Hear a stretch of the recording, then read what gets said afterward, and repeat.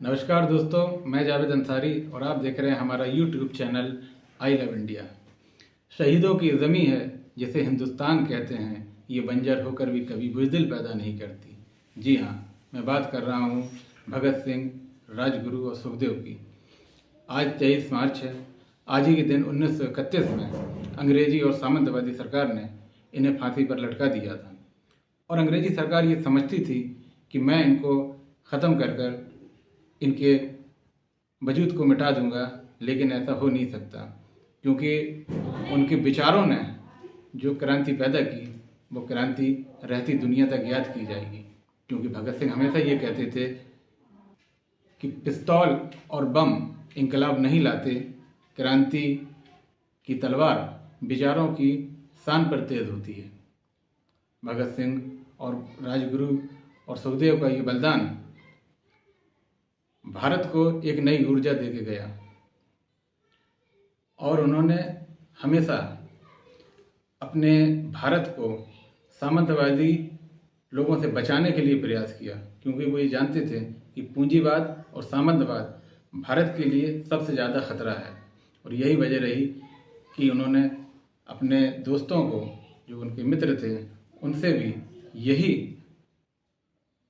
बात कही कि भारत को हमें अगर उज्जवल बनाना है, एक सशक्त राष्ट्र बनाना है, तो हमें अंग्रेजी सरकार के खिलाफ लड़ना पड़ेगा। और यही वजह थी कि उन्होंने इंकलाब जिंदाबाद का नारा दिया और इस नारे ने ऐसा आत्मसात किया लोगों को कि पूरा हिंदुस्तान उनके साथ खड़ा हो गया।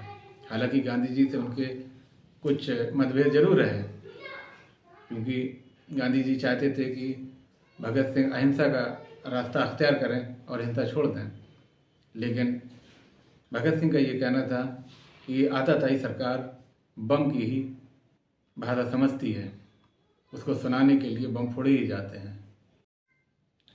अपनी फांसी को लेकर भगत सिंह ने खत लिखा अपने रिश्तेदारों को, क्योंकि अक्सर लोग इस बात को कहते थे कि भगत सिंह को फांसी होने वाली है, आखिर वो क्या सोचते होंगे। जब ये बात उनको पता चली तो उन्होंने ख़त के जरिए लिखा कि जीने की इच्छा मुझ में भी है, मैं ये छिपाना नहीं चाहता, मेरे दिल में फांसी से बचने की कोई लालच नहीं है, मुझे बेताबी से अंतिम परीक्षा का इंतज़ार होगा। एक बार की बात है कि उनके परिवार वाले उनसे मिलने के लिए लाहौर की सेंट्रल जेल में गए,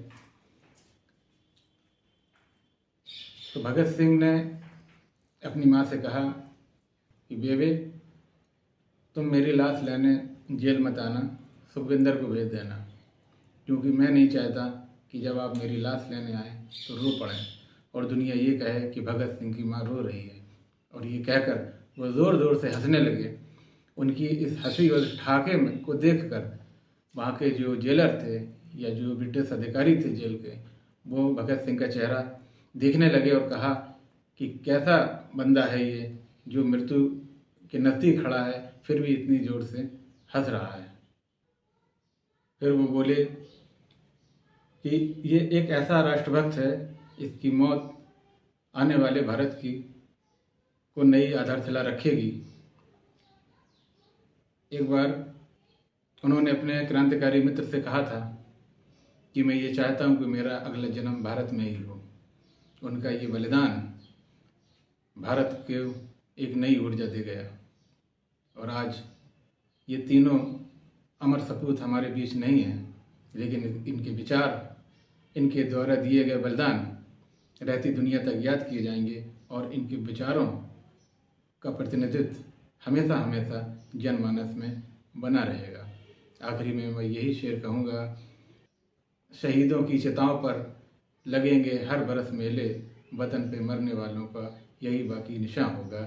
इन तीनों अमर शहीदों को मेरी तरफ से एक छोटी सी श्रद्धांजलि।